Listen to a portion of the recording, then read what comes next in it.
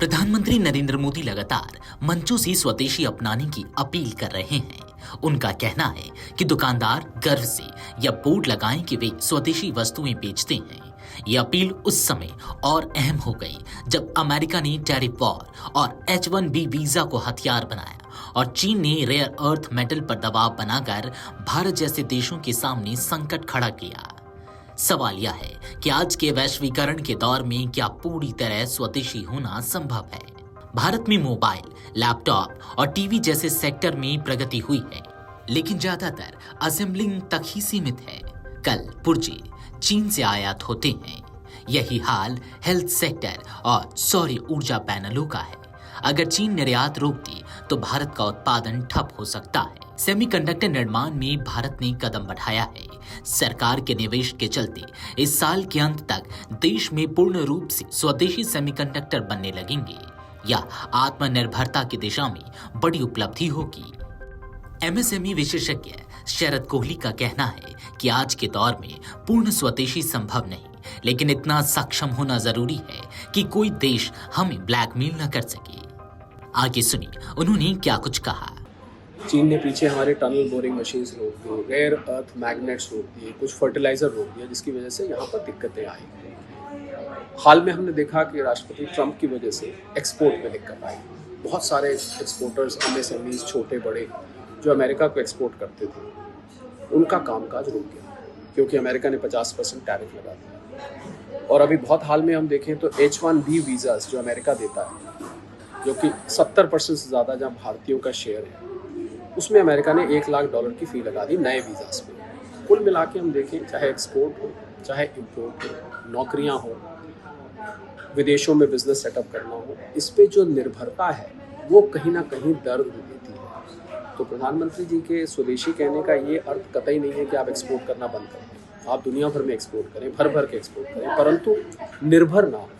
निर्भर आप स्वदेशी मार्केट, स्वदेशी बिजनेस, स्वदेशी मैन्युफैक्चरर बन रहे, इस पर फोकस रहना चाहिए। स्वदेशी अपनाने की इस मुहिम को लेकर अमर उजाला के संवाददाता से बातचीत में आर्थिक विशेषज्ञ और बीजेपी के राष्ट्रीय प्रवक्ता गोपाल कृष्ण अग्रवाल ने क्या कहा, चलिए आपको सुनाते हैं। ऐसी परिस्थिति में जब प्रधानमंत्री लोगों से स्वदेशी अपनाने की अपील करते हैं तो इसका महत्व कहीं न कहीं बढ़ जाता है। आप इसको किस तरीके से देख रहे हैं?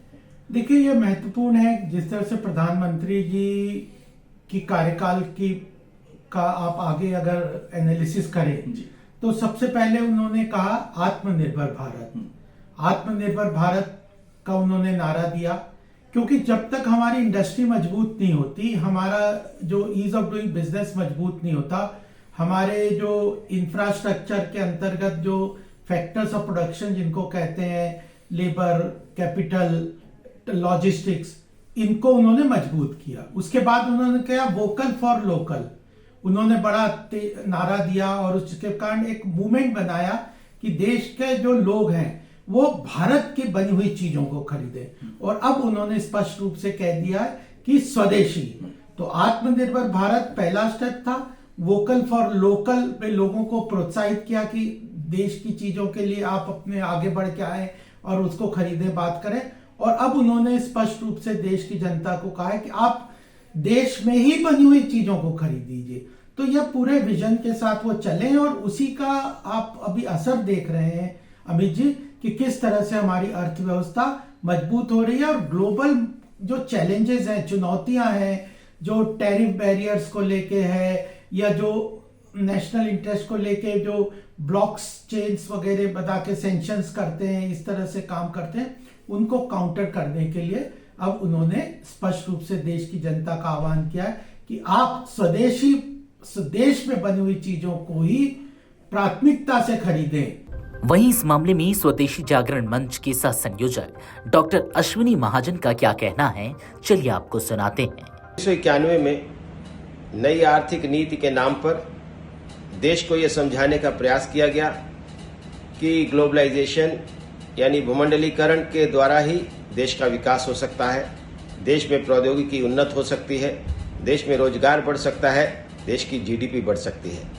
आज हम देख रहे हैं कि वही भूमंडलीकरण के समर्थक लोग, देश आज भारत पर तरह तरह के प्रतिबंध लगाने की कोशिश कर रहे हैं। कभी टैरिफ बढ़ाकर, कभी नॉन टैरिफ बैरियर्स लगा करके और भारत के बाजारों को प्रभावित कर रहे हैं, भारत के उद्योगों को प्रभावित कर रहे हैं, डंपिंग करके सस्ता माल भारत में भेजकर भारतीय उद्योगों को बंद करने का प्रयास कर रहे हैं।